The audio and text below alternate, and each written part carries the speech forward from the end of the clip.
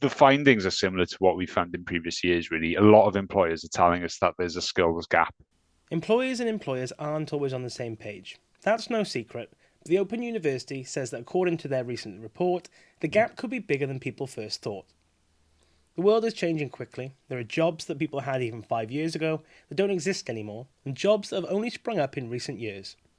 Young people are facing that changing market, and Rodri from the Open University says that while employees don't think young people are work ready, those same young people want to be offered training and find roles that are most in need.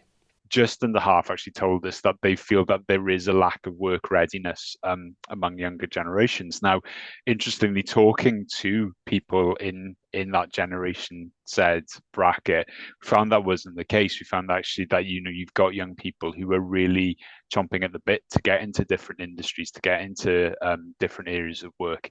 And I think it was just over three quarters of them are actually saying that they're looking at careers where skills are in demand. Of course, when it comes to so-called skills gaps, it's the modern technology sectors that are most affected, and Wales has a booming tech industry. Think AI and other recent advancements that are quickly becoming a part of our everyday lives, but realistically, training in those fields will be in their infancy. So Rodri says that should be a focus for employers.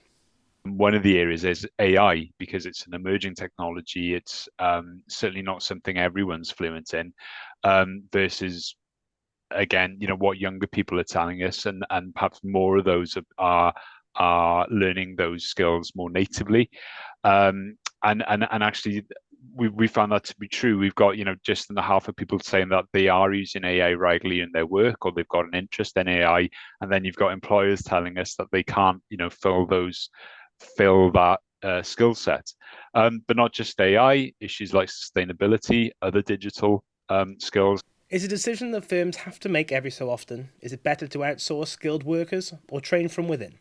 Rodri says that it's important to do what you can to train existing employees and train more people in different fields, because he says ultimately it's good for business. There's going to be mixed experiences across employers and organizations of training. But it's one of the things that we've always said is that, recruitment costs a lot of money. It takes a lot of time. And one of the things that employers can do is to invest in their own people, is to actually look at, rather than getting new people in, reskilling or upskilling their existing staff. Now, there's several ways to do that, and you can think about it on an individual basis, but also one of the things that we're encouraging employers to think about is putting together a skills development plan for their organization, so you can think about it more strategically.